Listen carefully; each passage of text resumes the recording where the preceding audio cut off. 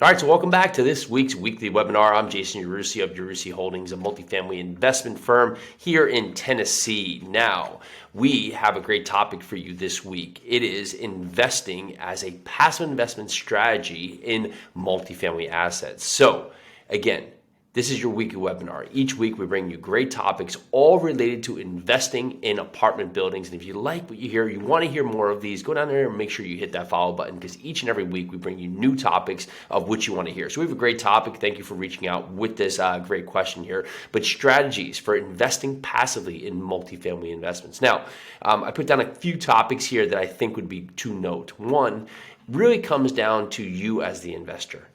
It's defining your investment goals. Before you're going to make an investment strategy, you have to determine what your goals are. Are your goals anything from retirement to down payment on a home for building up funds to pay for a kid's college, or having enough money to replace your current income or even cover your expenses? What are your driving goals that is going to help define your investment strategy? Determining what this is going to be a key piece to be able to make sure that you're fitting into the right investment for you as an investment strategy. Number two is the type of investments that would fit those goals. So if you're looking to replace your income today, right, or replace your expenses, you want something with built-in cash flow. So you're going to be more cash flow sensitive in comparison to focusing on investments where maybe there's not much cash flow, but you might have bigger upside potential when they sell a few years down the road. What you are looking to do is making sure that the goals and the strategy align so you have the right vision in mind of what kind of properties and focus you should go after. Next is understanding the vertical, right? Are you going to invest in small buildings? Are you going to invest in very large buildings? Are you going to look to invest in buildings that were just built? Or are you open to buildings that need a lot of construction, deferred maintenance, but might have a ton of potential upside, but will just require a lot more heavy lifting to get it there? Understanding what that is going to be very important.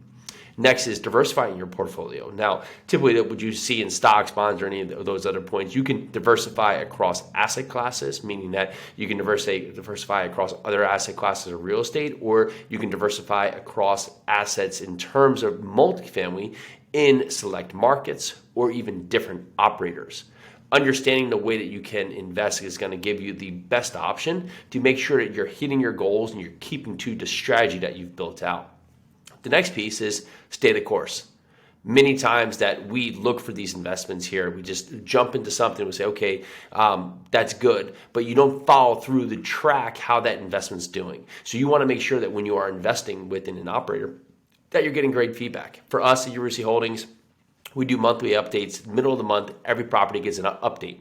And what we like to do is give the format in terms of here's what's happening with the property, here are things that we're looking to improve on the property, and here's our forward-looking focus on the property. That gives at least investors indicators of all levels of this and allows them to come back with detailed questions that we're happy to answer if they have further. But understanding this, it gives the investor surety and understanding of what's happening with their investment.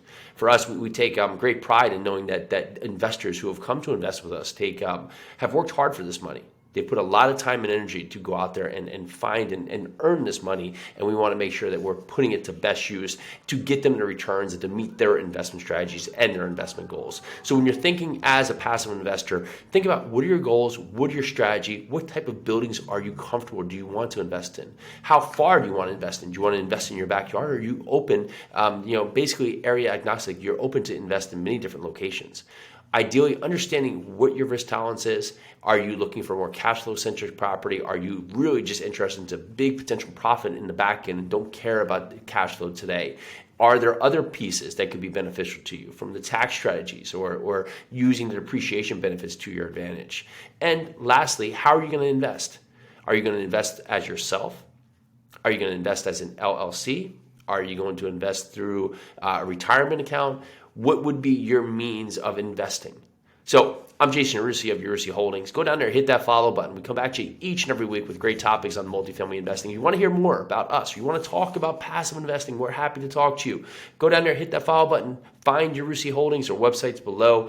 Go there, you can connect with us. We'd be happy to talk, happy to schedule a call to learn more about your investment goals and see how we can help you down that path.